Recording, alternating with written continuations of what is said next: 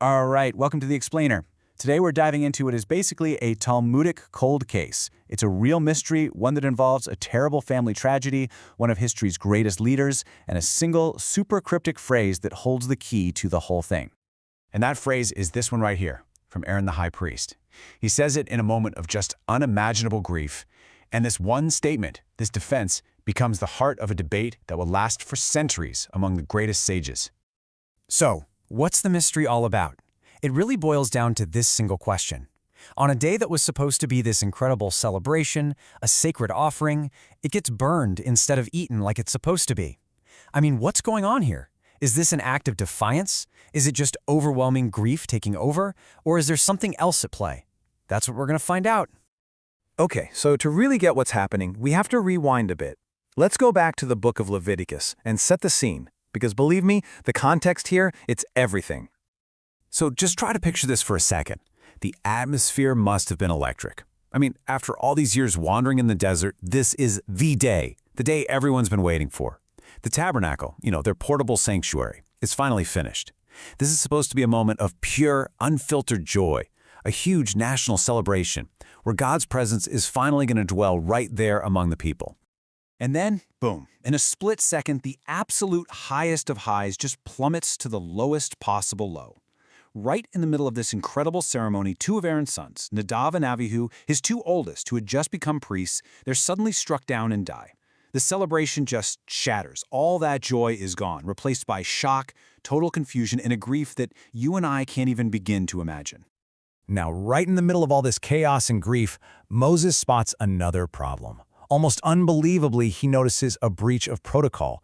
There was this specific offering, a sin offering for the new moon, and it wasn't eaten like the law commanded. So he goes and confronts his brother Aaron, the high priest, who is literally in the middle of mourning his two sons, and just like that, the stage is set for a really high-stakes conflict. Now, the original text in the Bible, it's a little ambiguous about how this all gets resolved. So, fast forward thousands of years, and the sages in the Talmud decide to pick up this cold case, and they start digging into it like a team of forensic investigators, poring over all the evidence. And almost immediately, they find a major problem, a core contradiction in the traditions that were passed down about what happened on that day. And here's the puzzle they're facing. It's a real paradox. How can both of these teachings be true? Because look, on the one hand, you've got a teaching that says Moses specifically commanded Aaron and his sons to eat the offerings, even though they were in mourning. But then, on the other hand, there's a teaching that praises Aaron for burning the offering precisely because he was in mourning. I mean, those can't both be right, can they? It seems like a flat-out contradiction. So how do the sages even begin to untangle this mess? Well, their first approach is to say, okay, maybe these aren't one single story.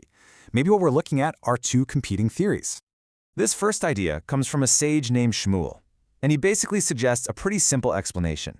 He says, look, maybe there isn't one single truth here. Maybe this contradiction is just the echo of an ancient legal debate between two major rabbis, and each tradition we have is just recording one side of that argument. So this really lays out the two initial lines of investigation. You've got Rabbi Neḥemya, who argues it's all about the mourning, the grief. He says Aaron was simply forbidden to eat while in that state. But then you have Rabbi Yehuda, who comes at it from a totally different angle. He thinks it's a technical issue, something to do with ritual impurity. And he makes a really sharp point. He asks, okay, if mourning was the reason, then why weren't the other offerings from that day also burned? It's a great question. And the whole debate could have just ended right there. Okay, two rabbis, two different opinions, case closed. But then, another sage named Rava steps into the ring, and he comes in with this absolutely brilliant insight that just changes everything. Rava's approach is, well, it's kind of revolutionary. He looks at this whole thing and asks, hey, what if this isn't a contradiction at all? What if we've all just been missing a crucial detail? He puts forward this idea that actually both teachings are correct. They can both be true if we just look a little bit closer at the evidence. Okay, so here's Rava's first big breakthrough. He realizes that not all the offerings on that day were the same. Some of them were totally unique, one-time only sacrifices for the tabernacle's inauguration, things that would never happen again. And for those specific offerings, Rava argues Moses was absolutely right. A special one-time command was given that they should be eaten, even by the mourners. And this is the key that unlocks the whole mystery. The offering that got burned, it was a different type. It was the standard, regular sin offering for the new moon, the kind of sacrifice that happens all the time. Rava argues that this one fell under the normal, everyday rules, and those rules say a priest absolutely cannot eat it while in a state of acute mourning. And just like that, the contradiction disappears. Aaron was right, Moses was also right. They were just talking about two totally different things. So armed with this amazing breakthrough, the Talmud then does something incredible. It basically reconstructs the conversation that must have happened between Moses and Aaron. And it shows us the powerful logical argument that Aaron used to make his case. So the Talmud pictures Moses starting out like a detective, right? He's running down a mental checklist of what could have gone wrong. He asks, did the offering's blood enter the innermost sanctum? Aaron says, no. Okay, did the offering leave the sacred courtyard? No. All right, was it disqualified because you were serving while in mourning? And Aaron says, no, that can't be it because as the high priest, I'm actually permitted to do that. So with all the technical stuff cleared away, Aaron pivots, and this is the brilliant part. He doesn't make some emotional appeal about his grief. No. He uses pure, cold logic. He lays out this classic rabbinic argument, what's known as an a fortiori argument, or a kal vachomer. It's a way of proving your point by reasoning from a more lenient case to a stricter one.